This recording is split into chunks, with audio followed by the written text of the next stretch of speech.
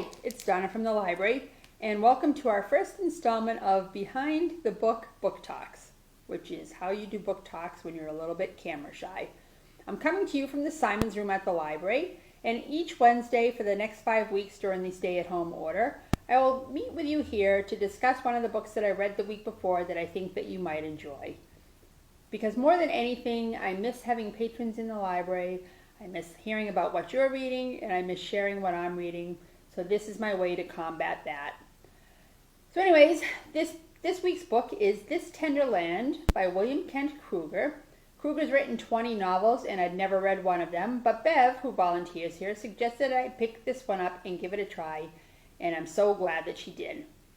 The novel takes place in 1932, and it tells the story of two brothers, Odie, or Odysseus, and Albert O'Banion. They are orphaned and are taken in by the Lincoln Indian Training School, which is a horrible facility where they put Native American children who have been forcibly removed from their families. Odie and Albert are the only two white boys there, and Odie gets into a lot of trouble. The administrator of the school really has no use for him, and he spends much of his time in this little prison cell, kind of, which is called the Quiet Room, where he's friends with a rat. In addition to Odie and Albert, there's also Mose, who's a Sioux boy who, when he was younger, had his tongue removed, and he doesn't really remember how it happened or why it happened, but he's unable to speak and communicates strictly through sign. And then there's Emmy, who's also fallen apart upon hard times.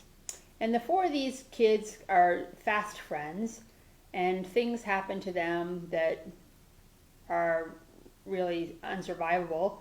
So they end up leaving the Lincoln Indian Training School and get accused of kidnapping, and the four of them sail down the Mississippi River in a canoe, and this book kind of highlights their adventures. They're on their way to St. Louis in the hopes of finding family, and they get into all kinds of adventures on the way there. They hook up with a revival group, and they run into bootleggers, all kinds of neat adventures. And you find yourself really pulling for all four of them and hoping that everything works out, and can't wait to get to the end of the book to see how it does turn out.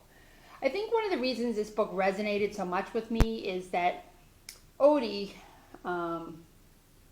he's a character, and he calls God the tornado god, because so many things have happened in his life that he doesn't really understand, and he doesn't know why it happens, and he can't really figure anything out, so he attributes it all to the tornado god.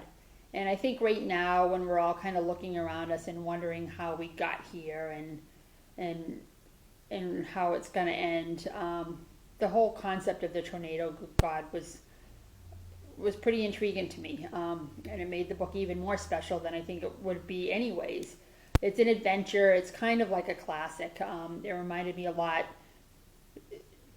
not because of the writing style or anything, but it reminded me a lot of like a Dickens story or a Mark Twain story, because you really love the characters and really want to hear all about their adventures and hope that everything works out for them.